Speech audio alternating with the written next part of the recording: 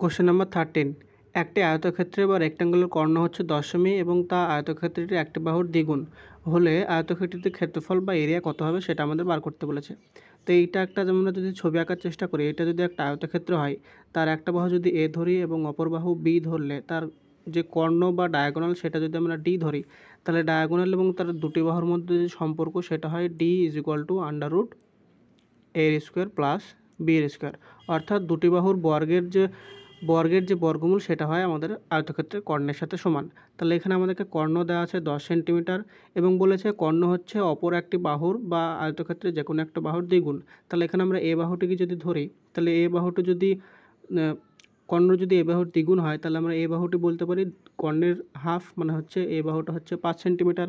তাহলে এখানে যদি আমরা মানটা বসাই, তাহলে ডি এর মান হচ্ছে 10 ইজ ইকুয়াল টু এর মান হচ্ছে 5, তাহলে 5-এর যদি স্কোয়ার করি তাহলে এখানে বসাতে পারবো আমরা 25 প্লাস বি এর স্কোয়ার।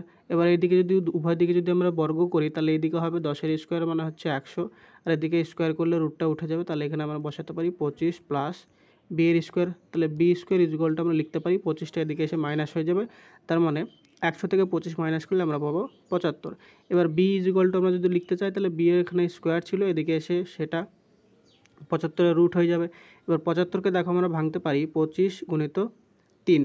এবার এটা যদি আমরা রুট করি, তাহলে 25-এর রুট করলে হয় 5 আর 3-এর রুট হয় না, তাহলে এইটা হয়ে যাবে আমাদের 5√3। অর্থাৎ আয়তক্ষেত্রে দুটি বাহু, একটা পেলাম এ ইজ ইকুয়াল টু আমরা পেয়েছি 5 সেন্টিমিটার এবং বি ইজ ইকুয়াল টু পেলাম 5√3। এবার বলেছে আয়তক্ষেত্রটির ক্ষেত্রফল। আমরা জানি যে আয়তক্ষেত্রের ক্ষেত্রফলের ফর্মুলা কী হয়, ক্ষেত্রফলের ফর্মুলা হয় এ ইন্টু বি, অর্থাৎ দুটি বাহুর গুণফল। যেটা আমাদের এখানে কি হয়ে যাবে, একটা বাহু হচ্ছে এ হচ্ছে 5 এবং বি হচ্ছে 5√3, তাহলে আয়তক্ষেত্রের টোটাল ক্ষেত্রফল কত হয়ে যাবে, এটা হয়ে যাবে 5×5 = 25, 25√3, এইটা হয়ে যাবে বর্গ সেন্টিমিটার বা সেমি স্কোয়ার। তাহলে এখানে অপশন নাম্বার বি হয়ে যাবে সঠিক উত্তর।